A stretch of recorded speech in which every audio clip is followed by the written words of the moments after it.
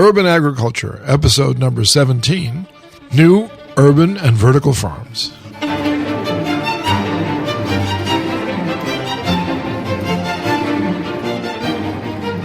This is Urban Agriculture, episode 17, and today is June 16th, 2015. Hello, everybody. I'm Vincent Racaniello, and here with me in New York City, in my office on a rainy day in June.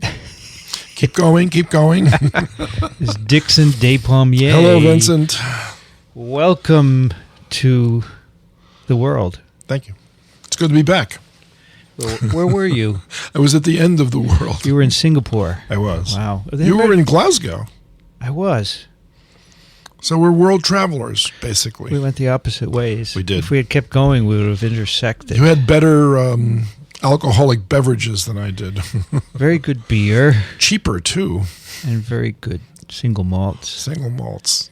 We had them in Singapore, but you wouldn't believe how much they cost. Very expensive. Very expensive.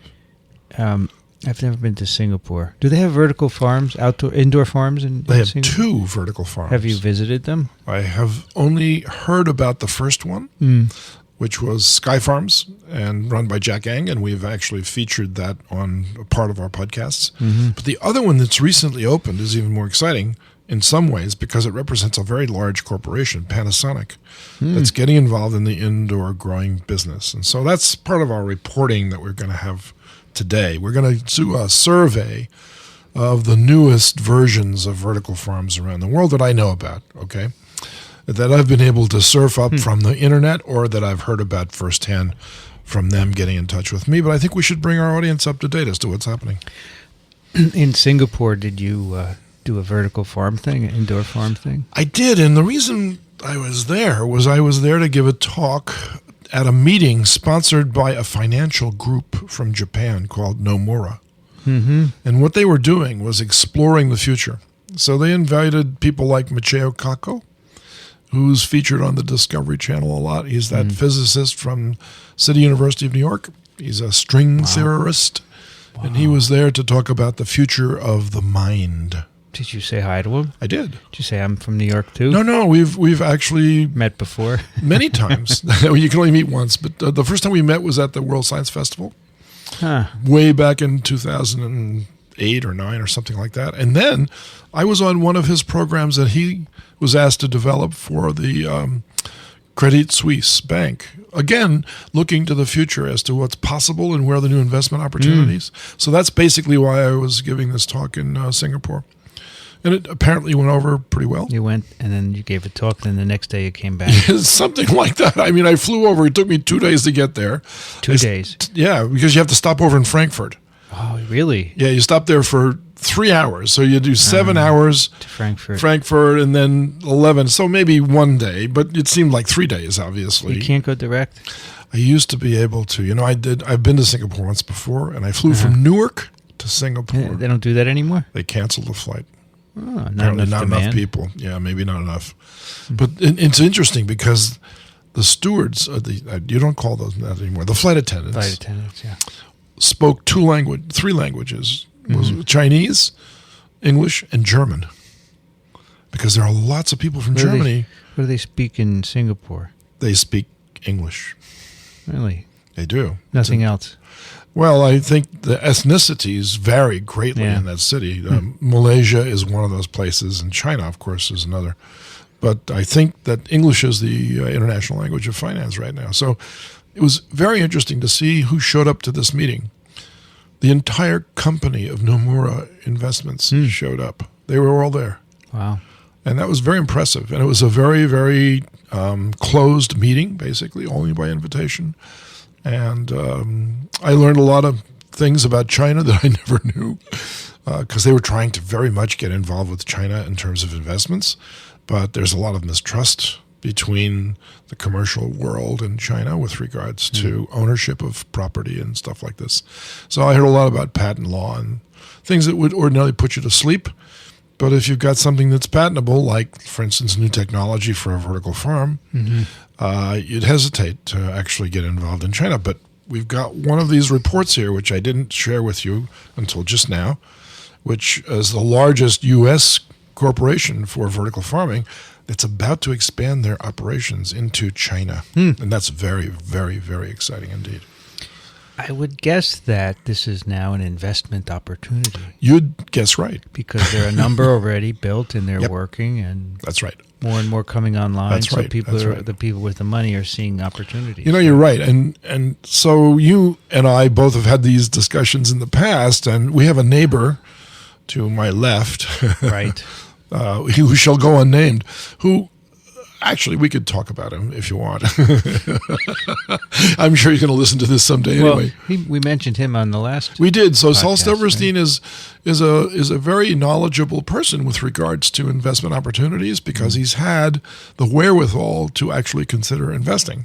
And he's done very well by his investments. And in the very beginning, when this idea first surfaced, he was, I would say, more than skeptical. Negative? I would think negative is a better way to put that. But as this has evolved, I keep sending him, emails with the latest developments. And I think now even he is thoroughly convinced that it is an investment opportunity that's worth taking. So we did interview some people last time on our podcast that actually locates to the center of where Saul Silverstein's new house is. And that is in Jackson, Wyoming. So not only does he think it's an investment opportunity, he can go visit one now. Vertical harvest. Vertical harvest, that's right. So we wish them huge amounts of success, because I think that they represent a good model for what's possible. And, they worked on a lot of, from many aspects of what they were trying to do, they were at a disadvantage. And they overcame virtually every one of those disadvantages to turn that into something quite remarkable. So I think when they do finally open their doors, so to speak, to the public and show them what they've done, I think everybody's going to be quite pleased. They need a horticulturist. They're looking for a horticulturist. So for any listening, that's right. Exactly. We should apply to vertical harvest, right? Indoor farming.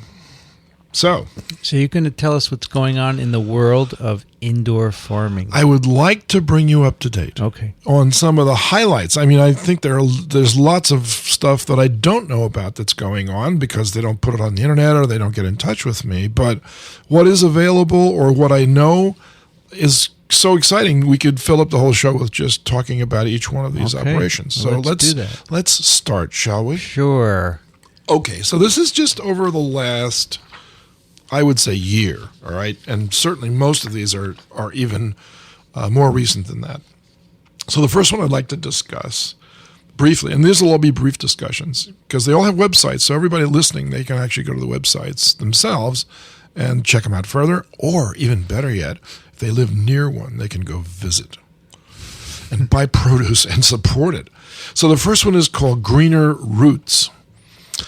And these are not alphabetical, so I'll just go down the list that I've amassed over the last week or so looking. It's located in Nashville, Tennessee. The CEO is Jeffrey Orkin, and they are high production. They are very dense in terms of their plants and in terms of the amount of space that they use. They use all of it is indoors, all of it is LED grow lights, all of it is hydroponics. They're in Nashville? They're in Nashville. So it's at greenerroots.com. I was in Nashville not too long ago, remember? I know, and I asked you. You told me I should go see this. I did, but and I know you're busy, and I know that you don't always get the opportunity. But who knows, at the restaurant you ate at that night, they could have been using some of the produce from Greener Roots. Perhaps. So there's a video that accompanies this website that's really worth listening to and looking at, because the CEO is he's a young kid. I mean, of course, everybody's a young kid compared to me, but he's a young kid. I mean, he can't be over 30 years old.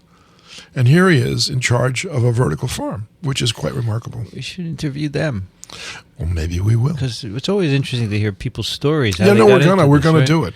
But so you said this is dense production. Very dense production. Yeah, making leafy greens. Mostly leafy greens, but some others too. And I guess by interviewing him, we could find out what his vision is for expanding his repertoire. Because I think that's the next big step in vertical farming, is to make diversity one of your big issues. They have a slice of cucumber here. Can you grow cucumbers in these things? Absolutely. Yeah, those are dead simple to grow. 90% less water, no pesticides, no herbicides, no GMO. Just food. Wow. Yeah. So Hyper-local. Hyper-local. That's right. 365 days a year. They don't take a break, huh? And then, well, somebody doesn't.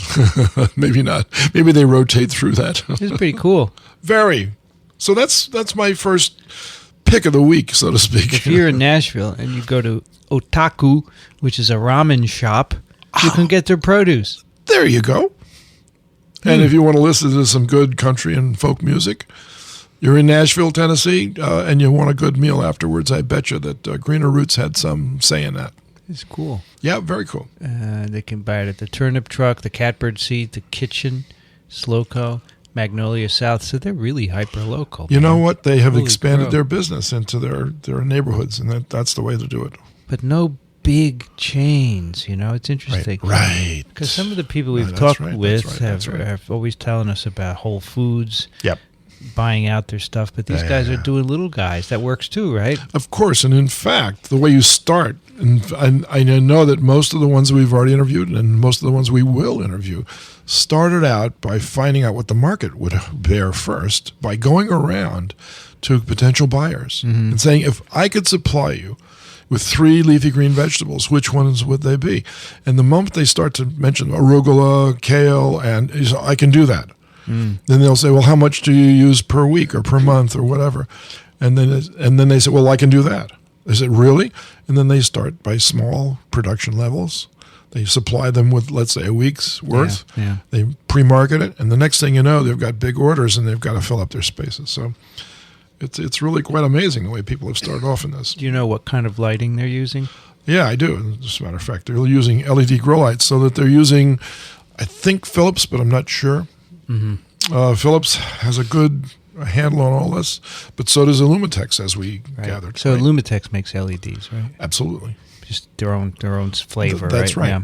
You remember that the executives from Illumitex used to work for Philips. Yeah, right. So they took some of that proprietary knowledge with them, I'm sure. All right, Nashville. That's Nashville. So the next one we want to discuss has a double significance level. It's the first vertical farm that I know of in California. Oh, really? It's in Irvine, California. Wow, I was not too far from there. You see, you could have made the rounds here. So this one's called Urban Produce. That's a nice name. It is. It's a very nice name. The CEO of this one is Edwin Horton. And they're the first vertical farm, as far as I know, in California. Although, if Edwin is listening, he might know of others. And if you do, Edwin, please let us know. It uses a brand new grow system of his own invention. And it's called Urban High Density Growing System. Do we know anything about this? We know nothing about this. That's the first time I heard about it was when I saw his website. And we're not going to know anything either. Well, you may or may not, depending on how much of it he's willing to share with the public. Well, but there's a picture here. It says vertical hanging carriers of seated trays rotate on a conveyor around the growing unit to distribute light. Look at that. So it's actually moving like this. Right. Right. Right. So you'll need some energy to make it all move, probably not a lot. And being in California, he may very well be able to passively capture some sunlight through solar panels to offset his energy costs. I don't know that for sure. I'm just guessing, but I would guess that if he's got that kind of a high-tech operation, that he's probably built that into his business plan as well. But the big double entendre here, so to speak, is that not only is it producing local food for people in Irvine, California, it's saving huge amounts of water. Yeah. And if we know of one place in the world right now where water is at a premium, it's California. Yeah, they're in trouble, aren't they? So they're having a lot of trouble. And they're still in that 4-year drought, and it's now going into its 5th year. It's probably going to break sometime, but if it does, it'll probably result in a lot of flooding. You mean California's going to break off and float into the ocean? I don't think it's going to rain that much, but by the way, it's raining that much in Texas right now. So Texas was in a drought too, and now they're in a flood stage. So it's really... It's feast or famine in terms of that. I wonder what the advantage of his system is. It would be good to talk to him. We would love to get him on the air and ask him to expound upon his invention, even if he doesn't give us all the details. Nice. So that's another one that captured my attention. And again, it's the first one that I know of in the Far West. He's growing broccoli. Look at that. I haven't heard this before in any of these things, right? Broccoli. How about that? That would work, huh? Absolutely. There's nothing you can't grow indoors, Vince. You can. The sky's. I hate to say that because that line has been used. The sky's the limit. The sky is the limit, but there are no limitations on what you can grow inside. So now I have kind of a red herring news of note. It's actually the United States Pavilion at the Milan Expo 2015. It's all about food, okay? And we have a very large building, a pavilion there, that cost somewhere in the neighborhood of $60 million to construct. And it has what they refer to in their own words as a vertical farm. But when you look at it and you examine it more closely, what it turns out to be is an edible wall. An edible wall. Yeah, it's not a stacked affair. It's vertical in the strictest sense of that word. So I happen to have received an email from the architect, right, Mr. Biber, B-I-B-E-R, and he did a tongue-in-cheek with me because he knew that I was familiar with art. So, there's this guy, René Magritte. Yes, I didn't know him, but I know of him. Well, yeah. And he has 2 paintings. I never met him. No, me neither. But he's very mysterious in his paintings. So the 2 paintings that Biber referred to in his note to me, the one was a picture of a pipe. All right. And the other was a picture of a pipe. And the one picture said, in French, "This is not a pipe. Ce n'est pas un pipe. Ce n'est pas un pipe." And the other picture had, "This is a pipe. C'est un pipe. C'est un pipe." And I think we should make that the name of our episode here. This is not a vertical farm. This is not a vertical farm? Yeah, because that's what he said in his email to me. This is not a vertical farm, expecting me to catch the reference to the Magritte painting. So this is not a pipe. Oh, this there's is a a pipe. Magritte painting called "This is not a pipe." This is not a pipe. You'll see it on Google Images. Let's see. Let's take a look here. Oh, I see. It's a painting of a pipe. It says "Ce n'est pas une pipe." That's right. Oh, cool. That could be our episode image, huh? It could be our episode image because in this case, Actually, I said it incorrectly. well, close It should be enough. "Ceci n'est pas une pipe," not "Ce n'est pas une pipe." It just goes to show you how much I don't know. Wow, they have so many. If when you do the, you You get get so them many all. images of this thing. That's right. So what did you think Magritte meant by 2 identical paintings? One's a pipe and one's not a pipe. He had 2? 2. Really? Yeah, he had 2. So I don't know. Maybe one is a picture of a pipe, and the other is the real no, they thing. looked identical to me. I That's don't know. okay. So what do you think he meant? I think he meant to say that our concept of reality is skewed by an individual perception and our prejudices as to what we think things really are. And so he would paint a night scene with the sun shining, and yet it would be dark. And it would force you to look at this painting and say, what am I looking at here? I can't tell whether it's night or day, but it looks dark if I exclude the sun. And, of course, if I put my hands over the buildings, it looks like a broad daylight. It's crazy stuff, right? Well, that brings me to the question, do you know Day for Night? The movie, yes, I do know that movie. It's a French movie. It's a wonderful movie. It's quite wonderful, You actually. would shoot it in the day and put a filter Exactly on the right. camera, make it look like Yeah, nighttime. no, it was fantastic. I that love way, that movie. you don't need lights. You could see everything. That was Exactly. Francois Truffaut. Exactly. Yeah, it's a good film. It was a great film. They used to make really good films. They in the old did. days. Whatever happened to those films? Well, we got into technology, No, and it takes well- away a lot of the cerebralness of the film. That's true, but I have some cooking films that, are food films like Babette's Feast and like for Water for Chocolate and things of that sort. At any rate, maybe we'll do a movie review film show once, but not right now. So- they should make a movie about a vertical farm, Go on. and then someone contaminates it, and it gets onto the food, and it could be exciting. Oh, you right? want to write a... Okay, fine. All right, okay. You know what I made the biggest mistake of, and that's going to this new film produced by Disney World called Future World. Tomorrowland. I'm sorry, it's called Tomorrowland. How is it? It's horrible. Really? It's horrible. Oh, wow. Sorry. So this vertical wall... It's edible. Is it? It's a concept thing, right? It was at the Milan Expo. It's not a concept. I mean, it's real. Where is it? It's on the property of the expo. Okay. And it's expensive. I mean, I told you it cost them the $60 million to construct this building. And then, ironically, the Italian government said, even though you're growing food to eat, the commission in charge of food safety and food security, and there's another branch to their the food issues as well, said you can't sell this. So you can harvest it, but you can't sell it. Why?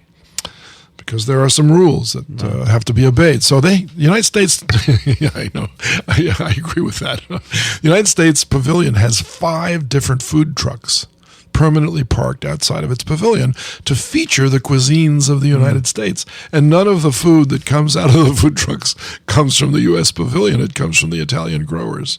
So, c'est la vie. C'est la vie. The concept is well taken, and they use the word vertical, and so that's fine. All right, the next one I want to talk about briefly is all the way up in Nova Scotia. Okay, and it's called True Leaf. And it, too, has a special smart plant systems growing system. Again, it's in layers. They use grow lights. It's all indoors. And, of course, and the CEO for this operation is Jeff Watson. And here are 3 different new vertical farms, each one of which is not relying upon standard off-the-shelf growing systems. They invented their own systems. They thought about this. They worked through all the problems. They solved the issues. And they all are satisfied that they're getting the best bang for their buck in terms of how much energy you put in versus how much plant life that you get back. And I think this is fantastic. So this True Leaf is a supplier. It's a supplier, but they've also got a demonstration vertical farm. Okay, got it. So they're actually trying out their ideas in real time and offering produce for sale throughout Nova Scotia, apparently. Wow. Yeah. Great to see that far away doing this. The next one. You know, go ahead. All these people we've mentioned would be great guests. They would be. They would be. And in fact, I have someone lined up for next time, so we'll talk about that near the end of the show, perhaps. All right. So the next one is called Peterson Greens. Right. And this one is in a warehouse in Omaha, Nebraska.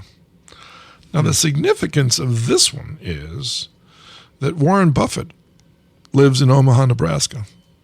Really? He does. I should know that. So if Warren Buffett gets wind of this investment opportunity, I doubt if he listens to our podcast, but if he ever did, he may decide to wander over and take a look at what's going on. And there's an excellent video that goes along with this. And so Peterson Greens is actually an older growing company that used to grow outdoors, that got interested in growing indoors, and they found this warehouse and decided to try it out. And they've still got an outdoor farm, but they now have an indoor farm as well. So in the wintertime, and they get really interesting winters in Omaha, Nebraska, they'll still be able to produce food. So I think that's fantastic. Omaha. So then I have So we're not yet at one in every state, are we? We're not yet. No, but we're working towards that as we speak. So I've got a map that I use in my lectures that has these little red squares that indicates where these vertical farms are. And there are now so many in the Midwest that they're starting to pile up on top of each other. And I've got 2 in Singapore, so you can't tell there's 2 there because Singapore is such a small place. In Japan, I just say hundreds. I have an arrow that points at one little red square, and I said there are hundreds of vertical farms. Yeah. They're called plant factories, but most of them qualify as vertical farms. The next thing I want to share with our listeners is a quote from someone who a lot of people are familiar with. His name is Ray Kurzweil. So Ray Kurzweil is credited with inventing human synthetic voice. So Siri, the voice that you hear on your iPhone, or the voice that you hear that sounds a little bit like a robot, in the train stations and the next train arriving on platform 2 those are all electronic voices, all right? And Ray Kurzweil worked out the details as to how to do that. And then he did a lot of other things too, but he's known as a futurist. You know where he was born? I don't. Queens. Really? You know where he went to school? I guess to Queens College. Think technology. Oh, Brooklyn Poly. MIT. Oh, MIT. Okay, MIT. Brooklyn Poly is not quite at MIT level. No, it's not. Brooklyn Poly is good. Yes, it is. But it's not at MIT. No. MIT is the premier it is. tech school. Well, right? Caltech might say a little thing about that. Caltech is equivalent, right? They're pretty good. Those two are the... Yeah, they're the creme de la creme. Absolutely. But your son goes to a great school also. He goes to Stevens Tech, and that's a great school. He goes to Stevens, but as he told me, he said it's kind of the middle level. Kind of the middle level. He said, so he's interning this summer. Nice. At a company. And I said, why don't you go work for Google, or why don't you work for the big companies? You know, right, well, he's working for ADP, which is not so bad. No, not so bad. And he said they gobble up all the, so Facebook and Google, they all gobble up students from MIT and Stanford. They do. The high level, and then they come down to Stevens and all that. It's fine. He's happy with that. Yeah. So, what is Ray Kurzweil's current employment? He works for Google, right? Yes, he's the future engineer at Google. So he said... 67 years old, wow. He said, get this one. This is a quote. The 2020s will be the decade of the vertical farming revolution. He probably knows who you are. No, I know he knows who I am. You met him? No, I did. I actually spent 2 days at the Singularity University, and he's the co-director of that. I think that the future is podcasting. I couldn't disagree with that. I mean, we're not going to feed people, but we're feeding them a line. No, there's a lot of futures out there, and that's the future of food might relate very much to our ability to survive through global climate change, and this may be the way to do it. So Ray thinks that this is hot stuff, and I'm totally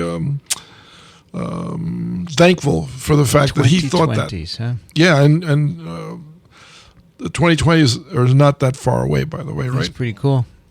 Pretty cool. All right, the next little vignette that I have relates to the Philips Lighting Corporation. We all know about Philips because they used to make light bulbs, and then they made fluorescent lights, and then they started and almost established the field of LED lighting. Mm-hmm. And they're a company that's located in the Netherlands.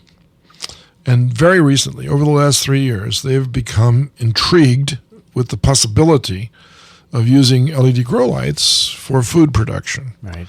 And 3 years ago, they were mildly interested. 2 years ago, they were very interested.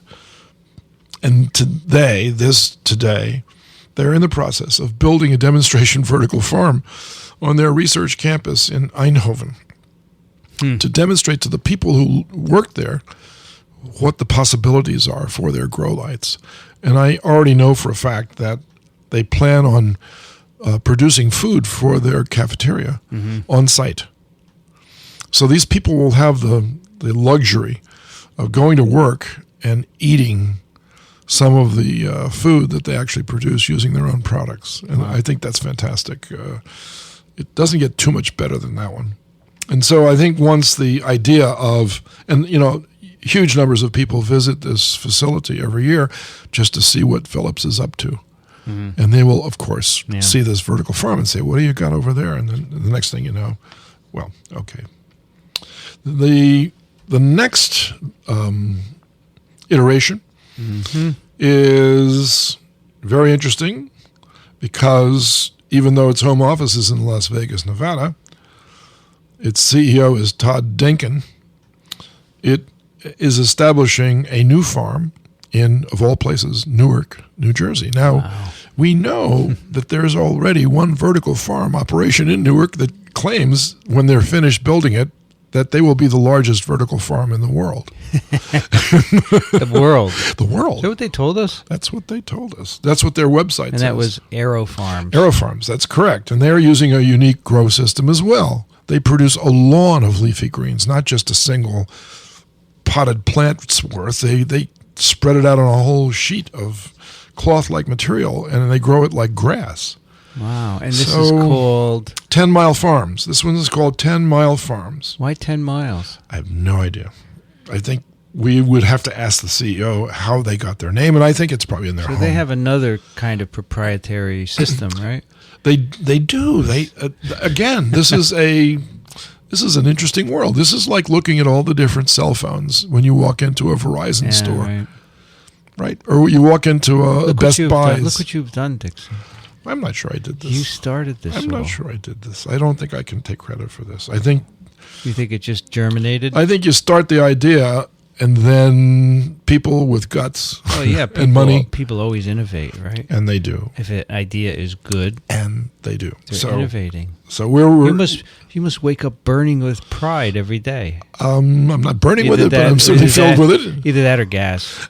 One of those two things. Both. A lot of times, both. Huh. So they have an interesting name for their foundation that funds this called the New Manatee Foundation. New Manatee. New Manatee Foundation. A little play on humanity. Exactly, and it's new. Wow. And so let me just read in their own words what they think this farm will accomplish. So it employs Aeroponic Technology in warehouses. So 10 Miles Farms has been commissioned to design and build the New Manatee Foundation urban farm in Newark, New Jersey. Now, somebody commissioned them to do that. Was that the city of Newark? Probably was. This pilot facility will occupy a current unused 30,000 square foot building. The G-Cube chamber inside the building will produce fresh, pesticide-free leafy greens, specialty lettuce, and herbs year-round, and the New Manatee Foundation will sell its premium produce to high-end establishments in the Newark City area. And that sounds elitist. So I'll read the last sentence, which says, a portion of each crop will be sold to members of the local community at discounted prices. So they're giving back to the community as well as making a profit. So you can do both of those things. They have a nice website with an accompanying video that's really worth looking at. And I was very impressed with that. I wonder if our friends there know about Farms. this. Ed Harwood, I'm sure that they do. The word gets out really quick. You know, there's room for many, many, many urban farms within a large urban center like Newark, and they could form an association. And they could really start something that's really quite wonderful, and that's an ecological version of this industry. So I'm looking forward to them. Maybe the 3rd and the 4th and the 10th. They have your name on their website. They do. They say that ecologist Dickson Despommier took the concept further. Well, there you go. That's nice of them to acknowledge that. So now the next one I want to talk about. They say the Hanging Gardens of Babylon were the first vertical farm. I would buy that. But they didn't make food. They were just hanging their gardens. And they actually didn't hang too much either, I don't think. We should get them too. Absolutely. All of these people. Come on. Why not? We could be a real activist podcast, right? We could do that. Advocate. We are an advocate, and we're activists in terms of land use. I would like land use to be a little less aggressive and more considerate for the other life forms. That's basically the way to put that. Okay, the next little news item takes us back to one of the first vertical farms that I ever knew about, and that was in Seoul, Korea. Well, actually, that's not quite true. The one I knew was in Suwon, Korea, which is about halfway between Seoul and Incheon. And that's at their Rural Development Authority. In fact, it's right next door to their big seed bank, and I've already spoken about that in the past. This is the city of Seoul declaring its role in vertical farming by encouraging their building within the city. In Seoul? Within Seoul. Uh-huh. That's right. So they have made a headline out of this, and it says, Seoul will adopt urban agriculture by introducing vertical farms. And they got that idea, of course, through a series of developments that began as a presentation at the Seoul Digital Forum in 2009. And in 2011, they actually built a vertical farm in Suwon. They proved all the concepts out. They tested all the lighting situations and the nutrients for the plants and the kinds of plants. and they're now ready to take it to the next step. And that's exactly the kind of evolution that you want to see in an industry like this. So the Suwon one. The Suwon was the demo. It's just a demo. They're That's not right. selling, right? No, not at all. In fact, they're willing to make all the mistakes and let it fail even to know how far you can push it. And so that's what they did. And they've been working on this for the last 3 years. And they've now gotten to the point now where they could convince the City Council of Seoul to adopt this as their major way of introducing urban agriculture. I'm absolutely knocked out by this one. This is a fantastic advance. And of course, they feel the pressure from Japan and China as well, you know. And I'm not saying that they're the best of friends either. So maybe they want to try to outcompete them, and this is the way to start. The next piece of news is about a meeting. Now, we've actually had one of these people on our show before. So we've had Henry Gordon Smith as a guest, and he was a former student of mine at the Earth Institute, and then went to work for Blue Waters, which is a corporation interested in ecologically sound green business models. And then finally, at my recommendation, he partnered with Max Losel to create the Association for Vertical Farming, which is a very, very successful association right now, by the way. And Max comes from a different background. I met him over in Holland at a meeting that I was at, and he asked me how he could get involved, and I said, well, why don't you start a blog? I said, well, I've already got a blog. I said, well, why don't you just start an association? I was just being friendly. I wasn't actually expecting him to do that. 2 months later, he says, I need a partner. And I identified, of course, Henry Gordon Smith as his partner. And the next thing you know, they're holding these meetings all over the world. They've had them in Munich and in Beijing and in Las Vegas and New York City. And the society is growing. They've collected dues. I'm sure they're going to have a newsletter, and then finally, probably there'll be a publication that comes out of this as well. So this is the way industries begin, and I think you're looking at. So this is the association. That's right. This is what you're. Yeah. So anytime I go to a meeting and someone says, "Well, how can I find out more about what's going on?" It's called the Association for Vertical Farming. And they've got a website. You're a member, right? Oh, of course. I'm on their board. Yeah, well, I was asked to be on their board, so how could I refuse? And so they keep track of all the events around the world that relate to vertical farming, including technical meetings that involve LED lighting, new growing systems, new diets for plants, for hydroponics and things of this sort. So they're really on board for all the things that relate to modern urban agriculture.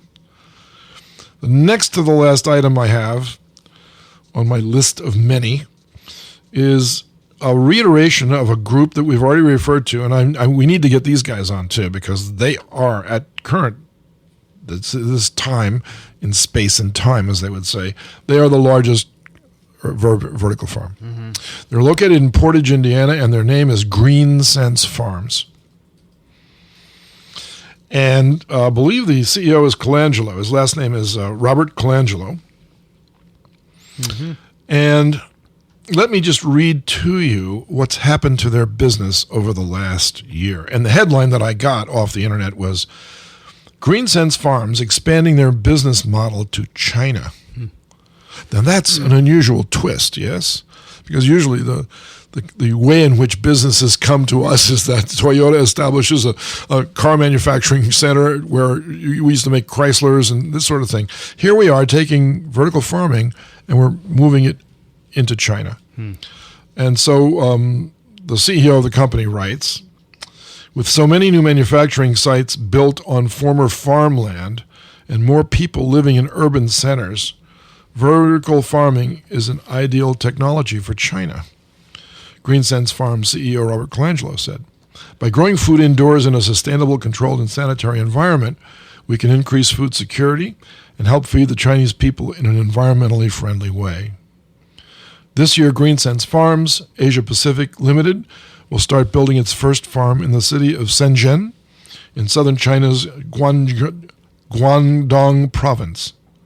Colangelo will travel to Shenzhen, which is near Hong Kong, next week to oversee the start of construction. So that's a fantastic development. again, it's a globalization of the concept, and it started here first, and that's encouraging to see. A U.S. industry that got off of its feet and started to walk, and this one is learning how to run now. So the next thing you know, they'll be winning the races. It says they can serve 20 million people. Look at that. From this facility. Look at that. They're making herbs, leafy greens, microgreens, lettuces. Look at them all here. Yeah. This one does a really good job of that. Chives. Wow. Very nice. But if you're interested in varieties,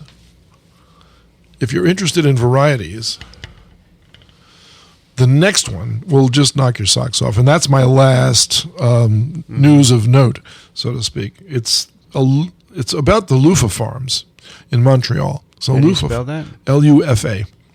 Now, these farms are not, in the strictest sense, vertical. Okay, they're on the rooftops of other buildings, much like Gotham Greens is for the Whole Foods Corporation. But they are indoors, right? But they're all indoors, sure. And this is Montreal. Remember how lovely the winters are up there. Yeah. They can produce through their two facilities. They used to have only one. Now they've got two facilities. One is in Laval, which is a suburb of Montreal.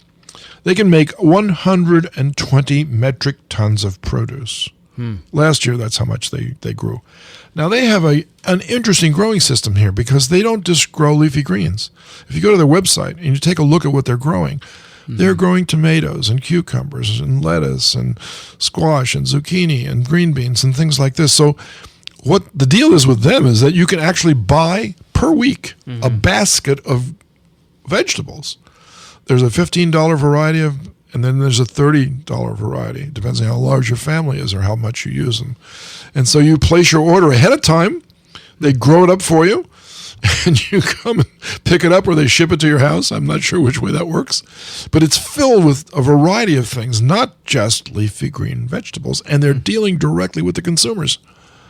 So this is not about restaurants. This is not about big supermarkets. This is it's about individual consumers, and they can obviously, through their business model, they have developed that as their main way of exploiting the concept of indoor farming. Yeah, they make you join, you become a member, and then every week you get your delivery or you go pick it up. It's incredible. That's pretty neat. Tomatoes, cukes.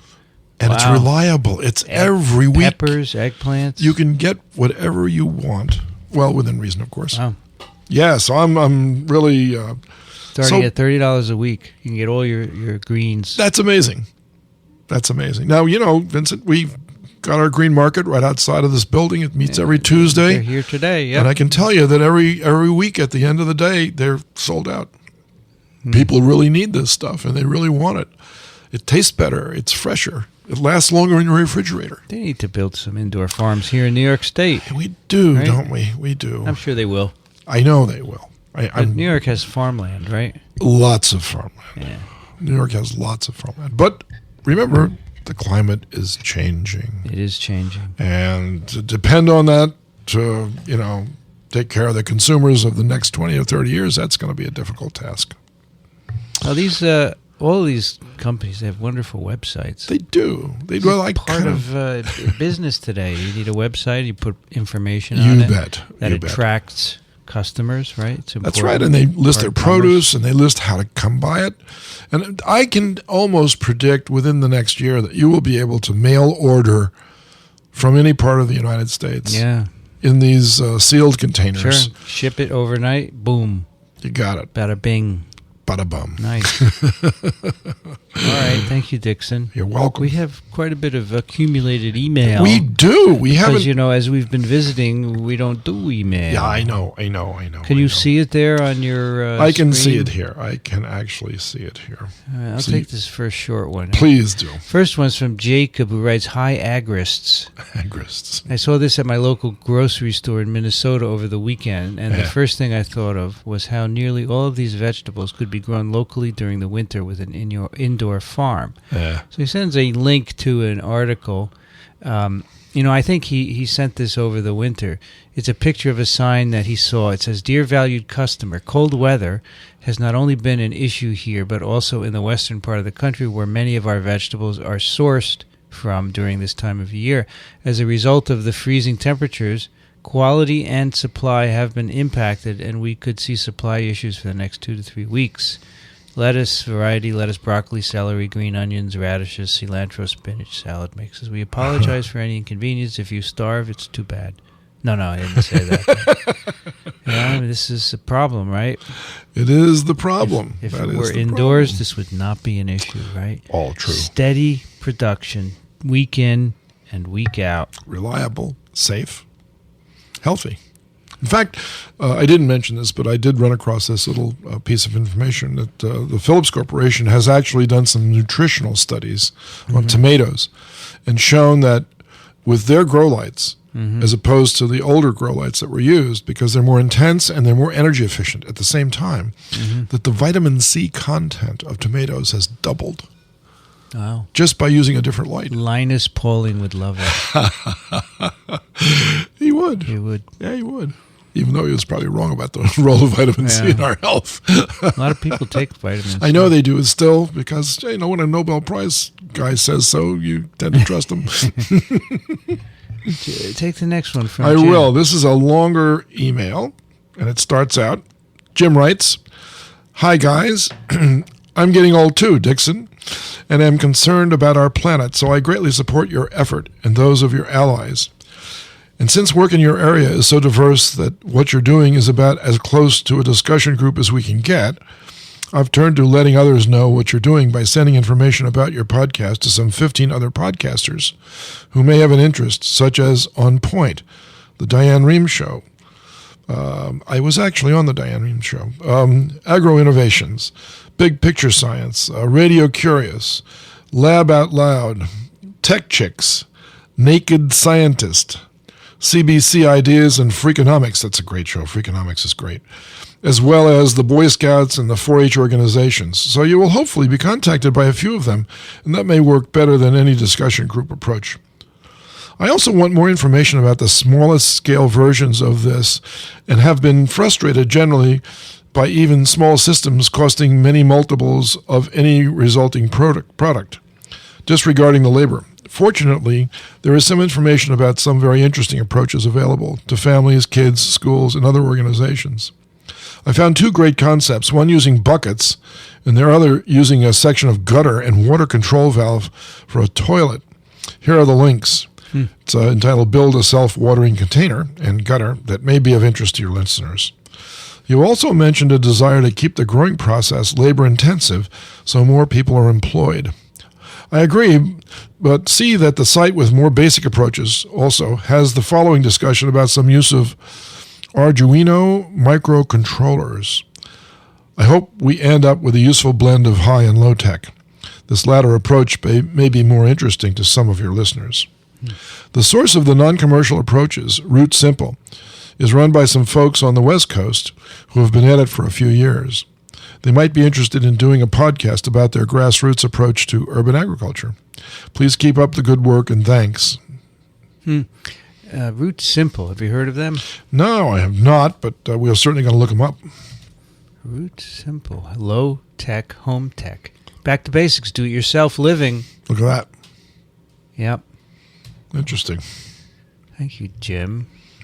June writes, "Hi, Dickson and Vincent. Great podcast. You might be interested in this Urban Ag segment on the podcast and CBC radio show Spark." Huh.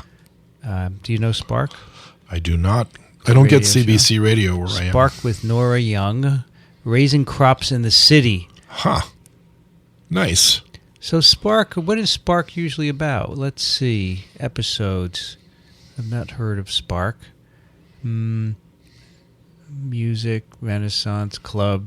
I think it's a lot of variety of things. And she walks around. Oh, look at here. She's got her mic and she walks around and interviews people. Oh, nice. So she is a roving journalist. How nice. Okay, so we'll check that out. Sure. You and Jim. Okay, Jim writes, "John Morris lives in my area, and a couple of years back he started an aquaponics business. I just wrote him about the Urban Ag podcast and suggested he do an episode with you. Here's a link that provides his background." Then he lists this. John Moore grows herbs and vegetables aquaponically at his Herb Aqua Farm in Smithfield. Regards, Jim. None of these people contact us. We're too small. Yes. Perhaps. Simon writes, Hi, Vincent and Dickson. In response to Bill's letter regarding using nitrogenous waste as a resource for vegetable production, Blue Smart Farms are an Australian company who have developed a nutrient management system that takes fish waste and converts it to plant-available nutrients by processing through a bioreactor and a vermiculture system. We are able to efficiently manage the nutrients to enable production of high-volume, commercial-scale, organically certifiable vegetables, herbs, salads, in a protected environment. The nutrient management technology is equally suitable for vertical as a conventional horizontal growing system. Our licensee in Sydney is currently producing 129,000 plants every 28 days and around 20 tons of Australian sea bass a year from 1 acre of growing space. How about that? Wow. Please contact us if you have any questions. Oh, that's fantastic. This would be an interesting guy to get on, too, wouldn't it? It will be, but the timing is going to be really critical. Australia. Sydney is about 18 hours away, right? Yeah, the time zone is tough, right? It is. All right, you can take the next Okay, Jokin writes, Dickson, Vincent, I just listened to Urban Ag 14, as I am a fan of the concepts and the format, hearing about your wish for a vertical farming video game, among other things. I would like to share with you that there is such a game already. Really? Arte, a French-German public television channel, which featured vertical farming in a series of programs on the future of cities, which was just aired in late January, and which also featured you, Dickson, has put up a video game called Speed Farming 2050, the game, on their website. It is not a highly refined game production, although I am not a gamer, but it puts running a vertical farm at the center of a play and thus allows you to get more familiar with aquaponically raised food from an indoor vertical farm. I consider the episode of the TV program dealing with vertical farming a very effective way to get a head start on the subject if you speak German. Ich nicht spreche Deutsch, although I used to. I suspect it is also available in French. And as you heard earlier, Vincent can speak French. You can find the game and the video and then he gives the site of the website. And I'd love to do that and see what's happening here. He says, allow me to congratulate both of you on your podcasts and on enlightening us on the concepts which I feel very passionate about. Keep up the good work and keep up bringing on such interesting guests. Well, we will try, right, Dickson? We are doing our best. Maybe our best isn't good enough. We should do better. It's my fault. It's my fault. We have to do better. I take blame for this. Peter writes, I was searching for examples of urban agriculture in the UK and found some examples that may be worth mentioning on your podcast. Growing Underground is an urban farm located in an old World War II deep bomb shelter under southwest London, which had been unused since 1945. It is the work of entrepreneurs Stephen Dring and Richard Ballard, together with Michelin-starred chef Michel Roux. Right. You know about this one? Yeah, I do. Yeah, I think we've mentioned them once in our It's passing. underground, yeah. Yeah, that's right. Gives a link for that. Another UK company is Grow Up Urban Farms, who sells fresh fish, salad, and herbs. Nice. The talk of seaweed farming in the last episode of Urban Agriculture brought to mind Dr. Kathleen Drew, the British scientist who determined the life cycle of the edible seaweed laver Porphyra umbilicalis, which has alternating haploid and diploid generations. These were previously thought to be a different species. When her work was read by a Japanese biologist, he realized that this had to be the life cycle for nori, a related edible seaweed used to wrap sushi. The nori industry had been devastated in the late 1940s by typhoons that disrupted the shallow coastal regions where the nori grew. Almost nothing had been known about the nori life cycle, so no one knew how to establish new algae to repopulate the depleted seaweed beds. With the new information on the nori life cycle, Japanese scientists were able to quickly establish a nori farming as a reliable industry. Nice. As a result, Kathleen Drew is famous in Japan. A monument to her was erected in 1963 at the Sumiyoshi Shrine in Uto City, and a celebration is held there every year on the 14th of April. Here's a link to a BBC program about the festival. It's pretty cool. Very. She's a hero, of course. She rescued the stuff they love there. You bet. Seaweed. All right, you're next. Okay, Sasha writes, greetings First off, your podcast is absolutely fantastic. And we're not making this up. It actually says that. It's absolutely fantastic. Thank you for this invaluable educational resource. Now on to the meat of the message. My name is Sasha Kissa, and I'm very interested in commercial hydroponics. My undergraduate degree involved studying biology, ecology, organic agriculture, closed-loop agriculture, and hands-on urban farming. I've developed a number of community-supported agricultural gardens in Iowa, worked on large-scale agroforest systems in Hawaii, and dabbled in compost systems in Haiti. Now I've taken the plunge, no pun intended, into hydroponic systems. I've looked into Lumatex lighting and the numerous techniques for growing hydroponically. Despite a strong background in agriculture, I am still a bit lost as to what is the most efficient commercial hydroponic system. Do you have a condensed resource list for new hydroponic farmers? Or perhaps an urban agriculture podcast seal of approval for specific books, DVDs, and courses? Most importantly, I have a few questions for Dickson. My questions include, are all Illumatex lights 68% efficient? And the answer is no, because Illumatex didn't make that light. That was made by Philips, and Philips has yet to actually come out with a commercial version of their 68% efficient LED light for growing. So I don't think that's available yet. And so the best efficiencies that you can get are something like 28 to 30%. Is there an industry standard for commercial hydroponic training? And I think there is. I mean, I know of at least one, which is at the University of Arizona and run by Gene Giacomelli. Is there a specific online or in-person course you would recommend? And that's the one I would definitely recommend. And most importantly, is there peer-reviewed research comparing the nutrient levels of hydroponically grown plants to organic, ideally soil food web grown plants? Thank you for all that you do.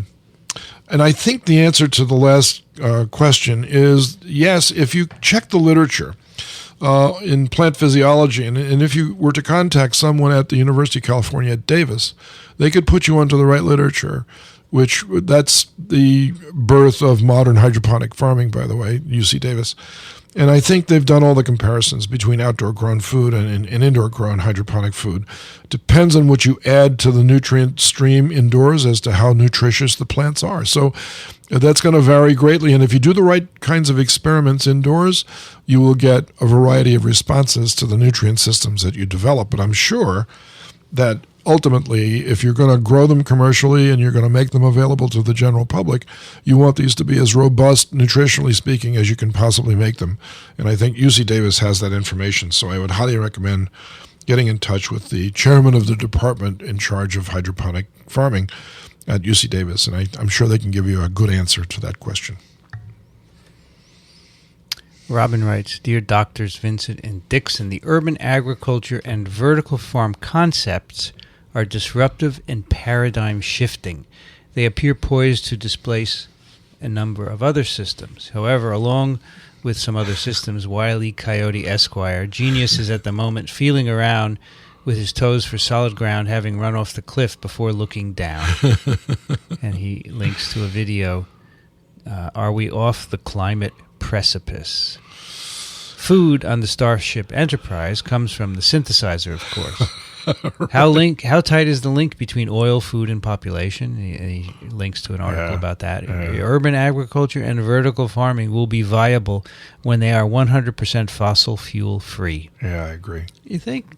Well, they'll be unquestionably viable when that happens, although at the current state of affairs, there are several vertical farms and several rooftop gardens that employ hydroponics that are completely off the grid already. So that you can do that using solar panels and geothermal energy and wind power. Yeah, and I'm sure that way before that becomes 100% off the grid, the business models will favor indoor farming in urban centers simply because of the ready available customer lists, right, the ease of growing, the employment opportunities, the availability of abandoned buildings, and I think a lot of those things come into play, and the encouragement to do it. I think 10 Mile Farms, for instance, got invited into Newark to put their first farm there. That's cities saying, come on, please help us. We think that what you're doing is good. We want to see more of that.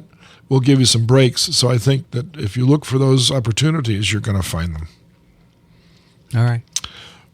Should I read the next one? Yes, sir. Rose writes, "Hi, guys. I am just a housewife/grazer in Australia. I have always been involved in a home veggie garden and orchard. I have always loved the experience of producing, and I am now passing the enjoyment on to my girls. Before I heard your podcasts, I thought hydroponics was a waste of water. Little did I know. Thank you for putting things straight for me. I wish I had the knowledge and money to start an indoor farm in outback Queensland to beat the heat, insects, drought, frosts, hot wind, hail, heavy rain, etc., etc. Wouldn't it be amazing for people to be able to eat fresh produce in areas it can't be grown without having to transport it hundreds of kilometers after picking it green or breeding the tomatoes to be like rocks? Anyway, keep up the good work. I really enjoy your show. Rose." Yeah, well, it will. Eventually it will be I think that's right. I do think that's right. And then you'll have these agriculturally horrible places. Well, you can do it. No problem. Exactly. The next one is definitely for you because of the reference to a certain university. James writes, "Dickson and Vincent, enjoy your podcast. Keep up the good work. My name is James Ebeling, Dr. James Ebeling, and I am in partnership with Dr. Michael Timmons at Cornell University. We teach a short course several times a year and have written the engineering textbook on intensive recirculating aquaculture systems. Great. Over the years, we have seen an increasing interest in aquaponics and now include a whole day on hydroponics and half a day on aquaponics. We have several commercial facilities constructed by former students and one in New York, Continental Organics." Nice. Continental Organics. Continental Organics. What is, let's see. I'm going to look at this. I sent a link for that. Continental, the commercially viable local alternative to big agriculture. It's a beautiful indoor farm. Look at that. Oh, my gosh. And a Cornellian. Where is it? Let's see. About us. There's a nice pepper there. The Hudson Valley. Well, I just said Dickson. They have to make an indoor farm, and here we have one already. And lo and behold, they just did that out of the blue. It's done. Right. That's great. The Hudson Valley, that's not too far from us, is it? No. And in fact, I think we should interview these people. We do have to get this gentleman. Yeah, we do. Anyway, it's a large commercial operation using aquaculture to provide nutrients to its lettuce and basil operation. Oh, nice. It would be excited to participate in your program to bring a sound engineering basis to the other half of the aquaponics systems, i.e. recirculating aquaculture. Sure. If it helps to increase my background, I work with Gene Giacomelli here in Tucson and lecture on aquaponics at the CEAC Greenhouse short course next week. Currently, I'm retired after 30 years as an aquaculture engineer and moved to Tucson to do nothing. Oh, capital letters. Alas, I find myself involved with Gene at the CEAC, the local aquaponics group, several high schools, as well as consulting on agriculture, domestic and overseas. He sends a PowerPoint presentation that he does at the CEA short course, and I also include a link to my public Dropbox that has lots of additional information. Yeah. So we have heard a lot from the biologists, philosophers, economists, liberal arts graduates, dreamers, and tree huggers. Perhaps it's time to talk about the real engineering problems and solution to urban agriculture. Here. Well, we get him on for sure. You bet. What a nice resource he provided. No question. He's providing a link to his Dropbox. Wow. Which is got information. He gave us a PowerPoint presentation. So, okay, James, we'll get you on. We'll be in touch. Absolutely. All right, you're next, Dickson. Okay, Russell writes, "Thank you both for your work on this new technology that could help the entire world to eventually achieve quality nutrition with a minimal impact on our planet. This would be quite a wonderful thing to happen someday. After reading the new idea of vertical farming, I thought perhaps this could be done on a small scale for a home. While my wife and I are the only ones living in our home, I would like to grow more food than we need to barter with neighbors, which will help build a better sense of local community in our area and help us in our approaching retirement. I have an area about 20 feet long by 12 feet high that could be built as a vertical farm facing south. In the metric system, that would be roughly 3.7 meters high and 6.2 meters long. My location is Portland, Oregon, where we get a lot of cloudy and cool weather for half of the year, intermittent mild frosts that last for about 75 days in the coldest time of the winter. I would rather use sunlight for the plants, enhanced by winter lights, grow lights I think he meant, when the cloudy weather comes. Also, perhaps fish can be grown using their tank water to water the plants as natural fertilizer. Of course, it can be done, and it's being done in many places. The fish can be fed with a spirea algae that feeds small freshwater shrimp. The spirea can be grown on weed water tea that is added to the spirea tank, which drains into the freshwater tank, and then that drains into the fish tank. The fish will also feed upon insects that fly into a bug light above their tank at night. That's a great idea, by the way. Purified fresh water would be added to the fish tank as needed if the nitrogen content gets too high. Solar power would be preferred for pumping to keep energy costs down, with conventional battery power to take over the nights and cloudy days. Of course, Mr. Tesla is dead, but Elon Musk, running Tesla, has a battery that you might be interested in. This would be the first closed-loop system using no artificial or external fertilizers of fossil fuel electric power, except for weeds and insects that come in from the rest of the yard. How many people could this feed? Small scale and affordable, under $20,000 US, perhaps even having enough food to sell at the local farmer's market would be a plus. Is this possible? Well, the only way to know this is to start. And you start small. You start with half of what you think you are going to do, and you test out all of the systems that you're confident of. You make all the mistakes. You keep good records, and then you scale it up. And then that's how you discover what's going to be the most successful approach. And maybe there are 2 or 3 ways of growing the spirea, and maybe another way of growing the shrimp and capturing some energy of maybe even, I don't know. I'm just speculating now. I think geothermal energy is a real possibility in that area because of the you're on the volcanic edge of the Pacific Rim of fire. But I think your ideas about solar panels and that sort of thing are viable. I'd just say if you can afford it, go ahead and try it. I'm just worried that you won't be able to control the fish nutrients, right? You wouldn't know how much is there because in conventional aquaponics, you measure out the chemicals. You put them in right here. But he's got an ecosystem going. You're right. So I guess he needs a monitoring device to tell him how much nitrogen is in the water. Yeah. And there are monitoring systems that will tell him that.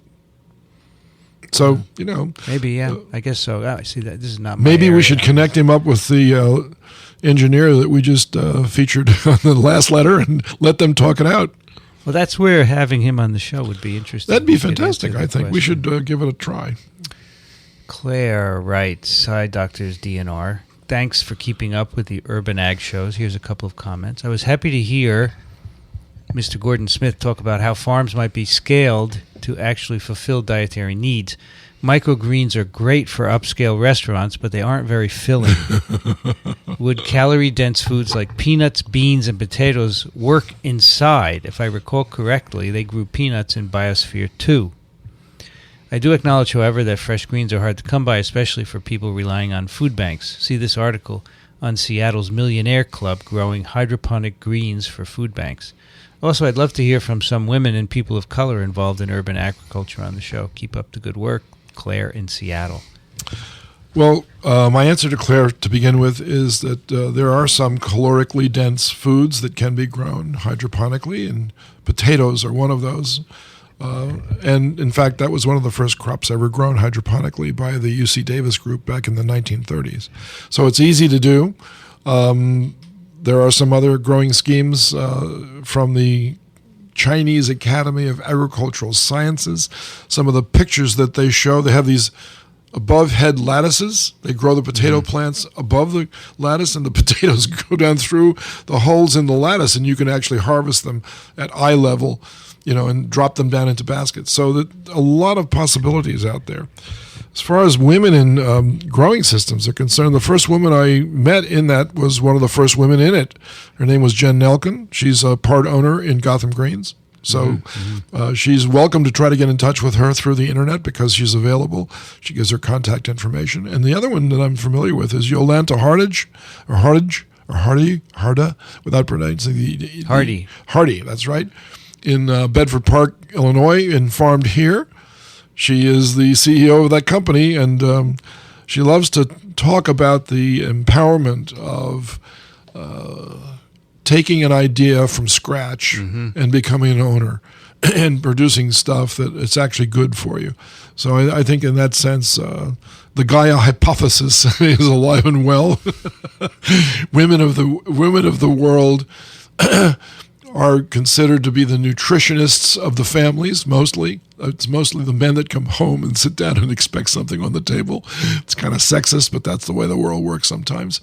Although many men like to cook as well. So I think that if you look for ownership of vertical farms, you're going to find a lot of women involved in the process of getting them established and getting them to stay working. Yeah.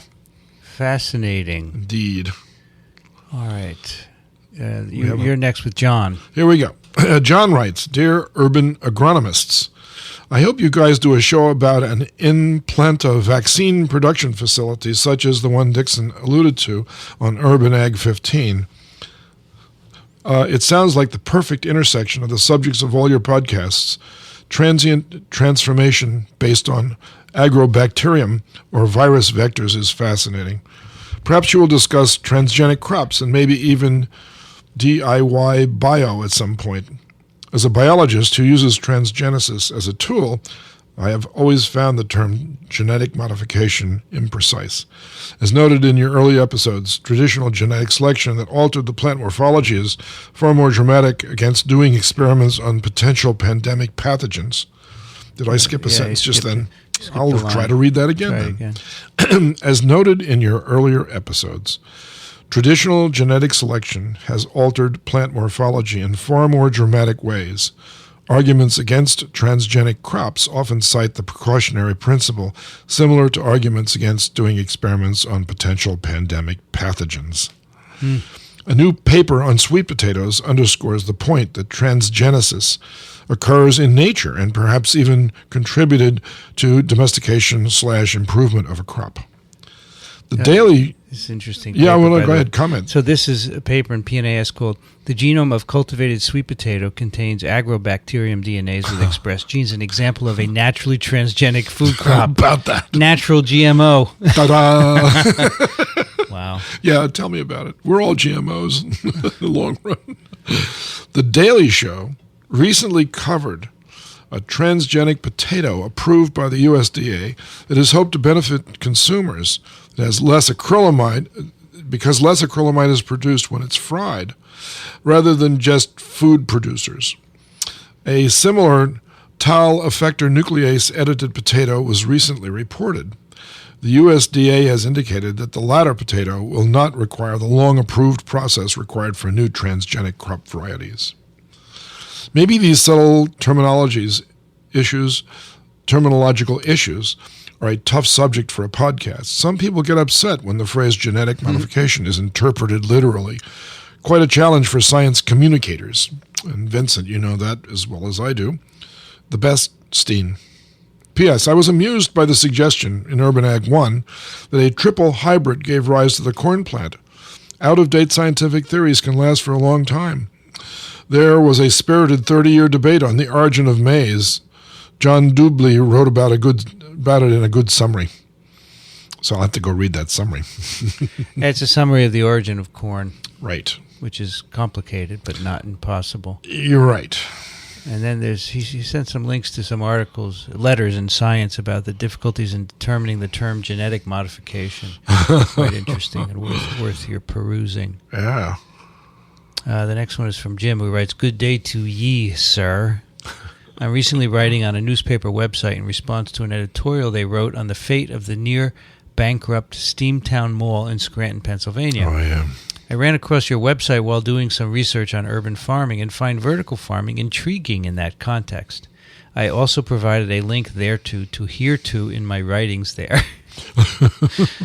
I also ran across a website on LED lighting that is fascinating, and I provide that link forthwith. Shoots in the dark, farming without sunlight. Following is a link to the editorial run by the Scranton Times-Tribune I spoke of. If you find yourself bored with counting buffalo, you may wish to be bored further by reading my comments there. On suggestions for urban farming, be forewarned, I'm verbose, as this comment verifies, and you may wish you counted buffalo instead. He sends a link to your article, to his editorial. Perhaps you would be kind enough to let me pick your brain a wee bit and add your own comments if you so choose. P.S. My Sansianaki translates to storyteller from Irish to English, though I'm a true-blooded American. Thank ye kindly for your attention. Thank ye kindly. There you go. So this opinion article that he wrote is called, if I can get to it, it's all redacted. Where did it go here? It's all redacted, and it's doing funny things. I can't even read it. I'm sorry. Maybe others will have better luck. Go ahead, Dickson. Okay. Steen writes, candidate listener pick related to your early episode. Beetle's Fun Retirement Project. Changes in just 5 genes were pretty much sufficient to transform teosinte into maize. Teosinte into maize. Yeah, so 5 genes. Didn't look anything like corn. Oh, no. None of the original plants look anything like the ones we have today. That's absolutely true. That was a quick one. You want me to read the next one? Yes, go ahead. All right. Hi. Shirish writes, hi, I'm motivated and impressed with urban farming since the last few months. Your podcast gave a very good insight and helped in firming the decision. I would like to know the following. 1.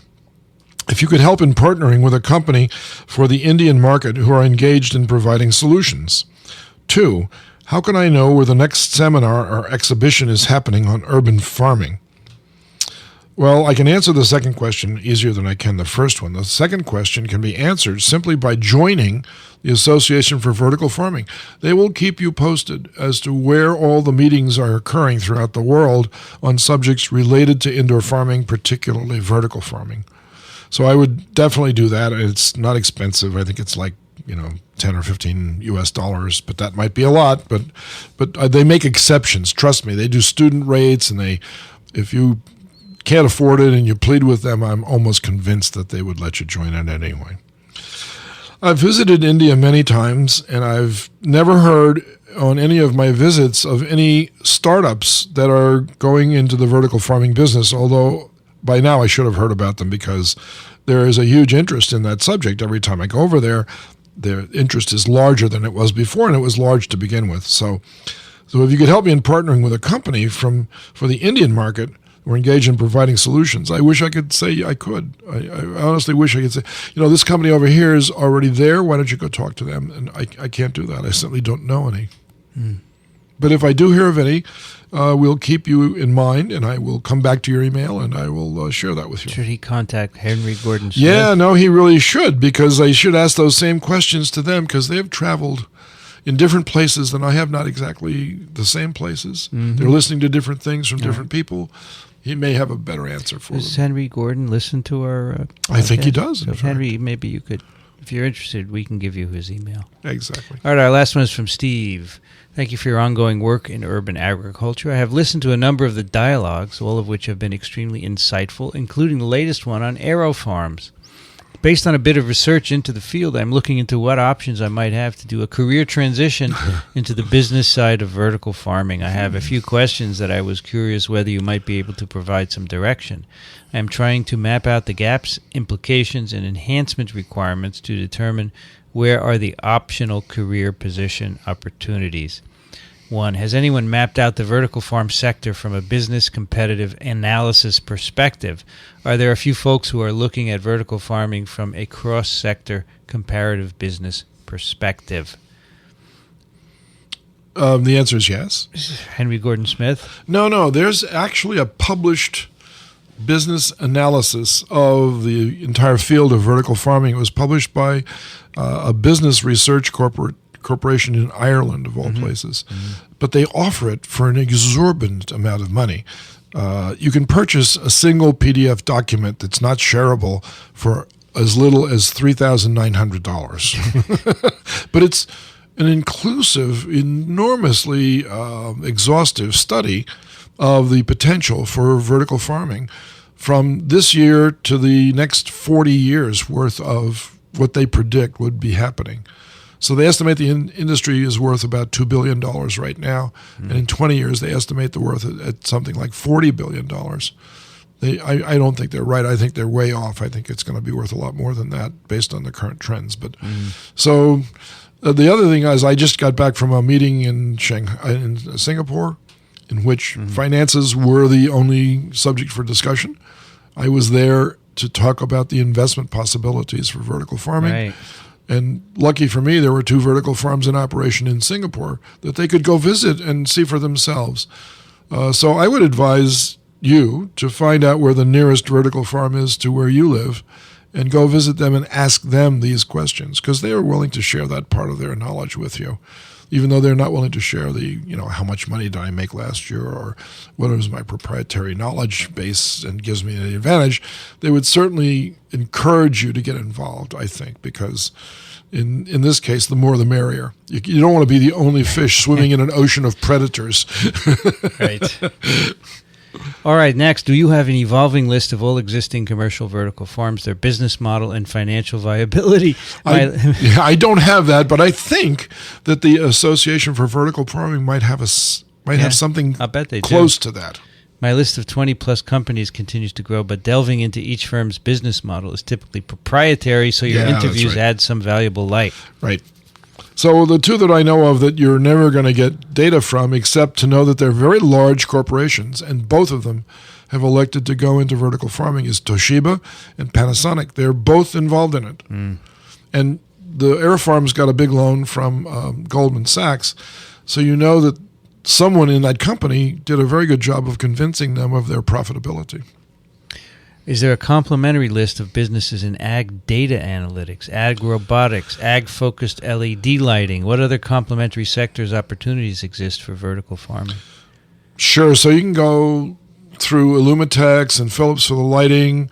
You can go to Carnegie Mellon, which has got a huge robotics division.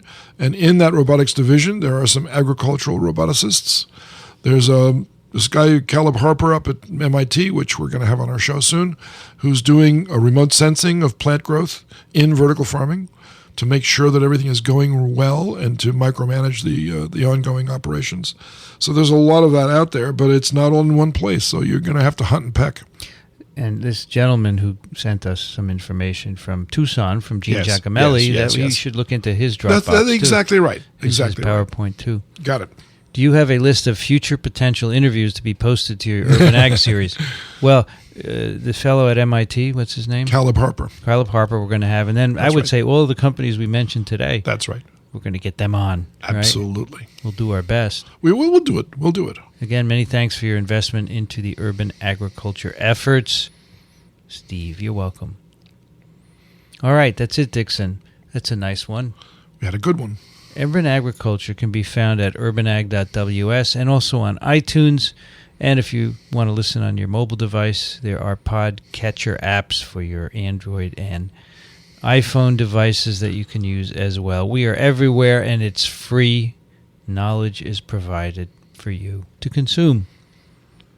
You want to get any answers to your questions, Dickson will be happy to answer. Send them to urbanag@urbanag.ws. Dickson Despommier can be found not only at urbanag.ws, but verticalfarm.com, Racaniello.org, and medicalecology.com. Thank you, Dickson. Welcome, Vincent. I'm Vincent Racaniello. You can find me. Well, you can't find me, actually. Yes, you can. Just kidding. You can find me at my blog, virology.ws. The music you hear on Urban Agriculture is performed by John Harrison with the Wichita State University Chamber Players and by Ronald Jenkins. You can find his work at ronaldjenkins.com. You've been listening to Urban Agriculture. Thanks for joining us. We'll be back soon. See you upstairs on the vertical farm.